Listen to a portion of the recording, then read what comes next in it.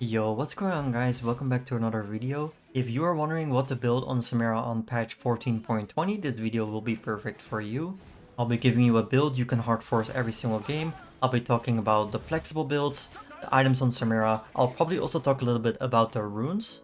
Just to let you guys know, there's almost not a single person out there in the entire world that has as many Samira games as me. I have around 3 million mastery points across all my accounts. I've played multiple accounts to Master Elo, playing almost exclusively Samira mid lane. And if you're like an AD carry now, you're like, what the hell, he plays it mid lane? Yup, I do.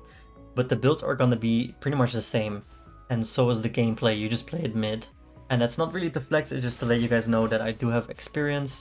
I'm not bronze. I'm not just like talking out of my Anubis. I will be basing everything off like my own experience, statistics from multiple sites, but mostly just how Samira feels to me personally. I'm gonna start by giving you guys a build you can almost hard force every single game. This is more for like people that don't actually want to watch the video. The build you can force every single game and you will probably do pretty decent on it is Collector into Infinity Edge, into a Shield Bow, into a Lord Dominic's, into a Bloodthirster. For boots, it kind of just depends. I can't really give you boots to force every single game because that is just situational.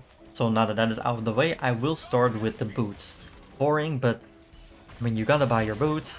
Realistically, on Samir, there's 4 boots you can buy: Berserker's Greaves, Boots of Swiftness, Mercs, and Armor Boots.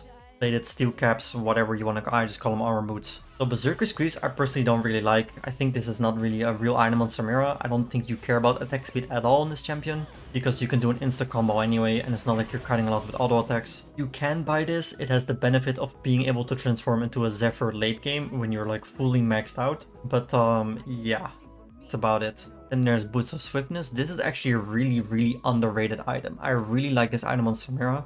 It's cheap. It makes you fast, it helps you stick onto targets, it's good into champions like Zyra and Brand who use Rylai's, it's good into a Nasus Wither, otherwise you literally can't play the game. Yeah, move speed is nice and this makes you pretty fast. Then there's Mercs, which is pretty obvious. You buy this when they have a lot of AP damage and a lot of CC. For example, if you're into like a Leona, a Sejuani, I don't know, anything that roots you and stuns you, Mercs is pretty good into. It also helps versus slows and blinds like a Teemo. Pretty good item for Samira. It's a bit pricey, which is what I'll be talking about soon after this. But there's also armor boots, which of course is pretty straightforward as well. If they have a lot of AD damage, or like auto-attacking champs, assassins that are AD, armor boots will probably be better. Tier 2 boots on Samira early game are kind of a bait. Samira is a really snowball heavy champion that really wants to get their power spikes where she can get them. So delaying your first item or your second item by tier 2 boots is usually not correct if you can like hold it off. Sometimes you can't buy anything else and you're like, oh, let me get some like an MR component for my Merc boots. That's fine. If you can't buy anything else, sure, you might as well spend your gold. But don't go out of your way to make the tier 2 boots early when you could get more damage or finish off an item, because that is never really worth on Samira. Unless it's like mid-game where you feel like you actually have to get the move speed to catch up to people and to stick onto them, then it is worth. But yeah, you have to keep that in mind. It's not really good to like rush tier 2 boots ever. You also have to keep in mind that when you're playing Samira, you are probably playing with setup, because Samira is really good with setup. So let's say you're playing with a Nautilus, your own move speed doesn't matter that much when all you are doing is following up on like a Nautilus hook and ult. That guy will be locked down, you just have to E onto them, right? You could argue you needed to E to get onto them in the first place, sure, but realistically you're playing off other people. Okay, that is the boots out of the way. I hate boots, get out of my face. So now about the build. I think realistically speaking, there are 3 items you can rush as a first item on Samira, and that is Collector, Hubris, and Infinity Edge. You can also do a shield bow, but honestly, this is so situational. It might be good sometimes, but honestly, more often than not, it's better just get this a bit later on. And this is where it gets kind of sad, because the Collector rush and the IE rush will probably end up being the same build, which is reversed, because normally if you go IE, you go Collector next. That's your second item. And if you go Collector, you go IE next. So I'm not gonna talk about those builds, it's just like reverse if you get what I'm trying to say. But the first one would be obviously a Collector rush, which feels really good right now. The item just got a lot cheaper, which is really good for Samira because you want to hit the item spikes as soon as you can. This is my favorite build at the moment. Collector Rush feels really good. If you are rushing Collector, your second item will almost always be an Infinity Edge. It feels the best, it lines up really well because it puts you at 25% crit, it gives you the most damage possible, it is just straight up the best second item when rushing a Collector. And the third item is where it becomes a bit flexible. This is where you look at the game and you're like, okay, what do I need? Because Collector IE provides you with a lot of damage. You don't really need more damage at this point in that state of the game. You will be building more damage later on because you get a Lord Dominik's late game. So now you're gonna look, okay, what do I need? You got your Collector, you got your Infinity Edge. What does the enemy team have? Do they have a lot of tanks? Did they already start building armor? Then you could go for a Lord Dominik's third, but more often than not, I feel like it is not Lord Dominik's third. You are better off getting either a BT or a shield bow because you kind of wanna build a defensive item. You are already like a full glass cannon, right? Going Lord Dominik's third, you have a lot of damage, but you will die in one stun. BT and shield bow will kind of give you damage, but also help you stay alive a bit easier, which in the end is also more damage because you're just alive longer. It helps you protect your shutdowns, helps you survive like assassination attempts. So as a third item, I would say it's almost always Bloodthirster or shield bow.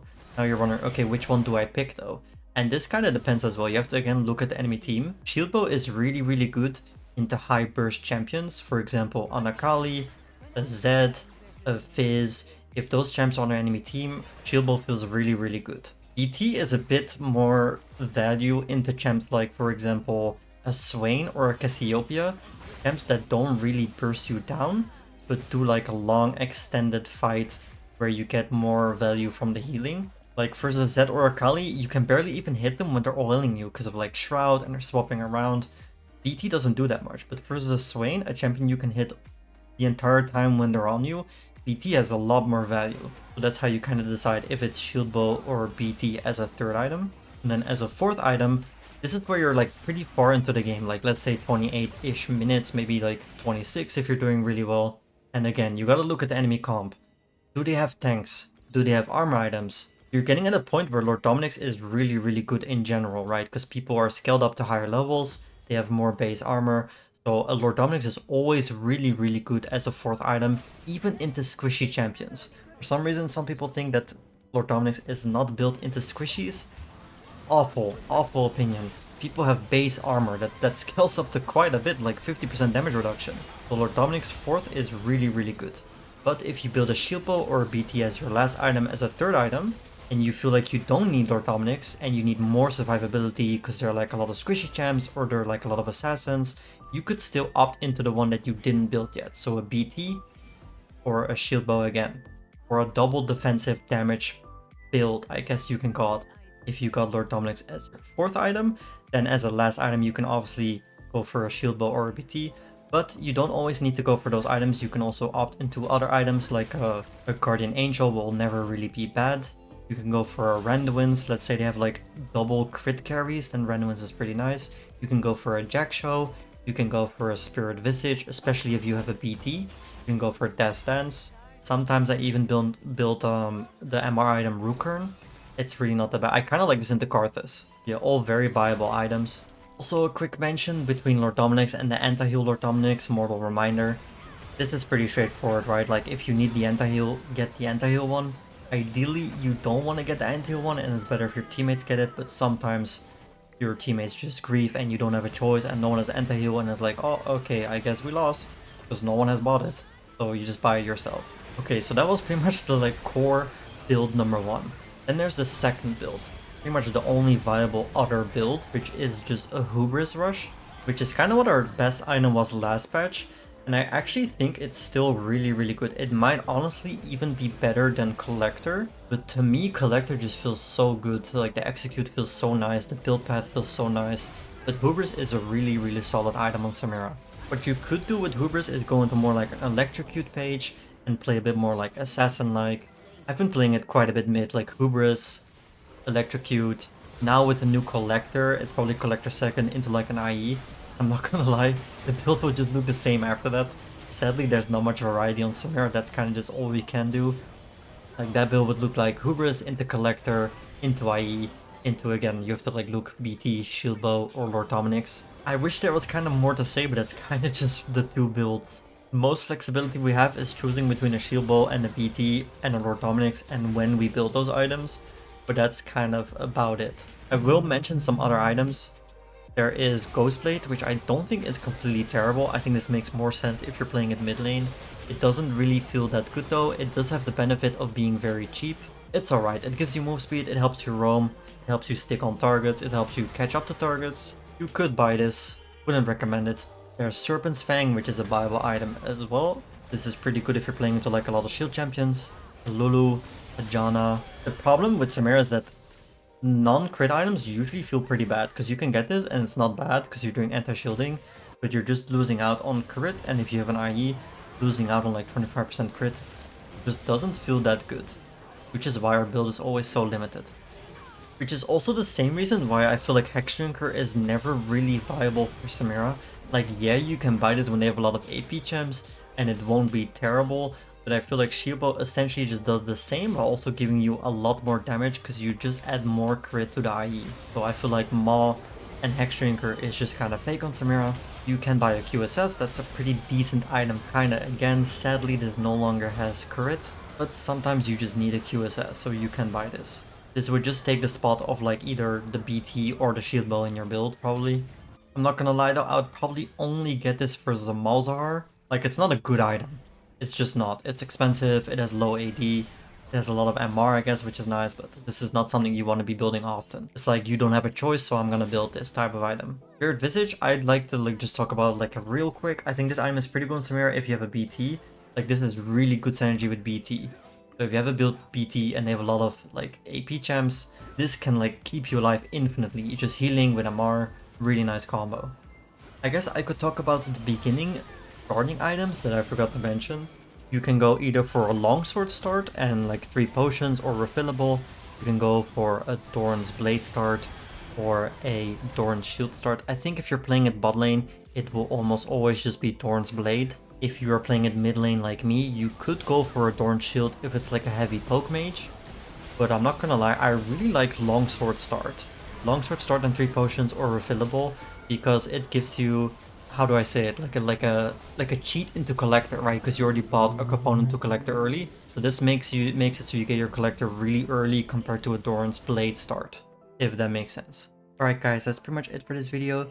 Thank you for watching, and if you did enjoy the video, don't forget to like, comment and subscribe.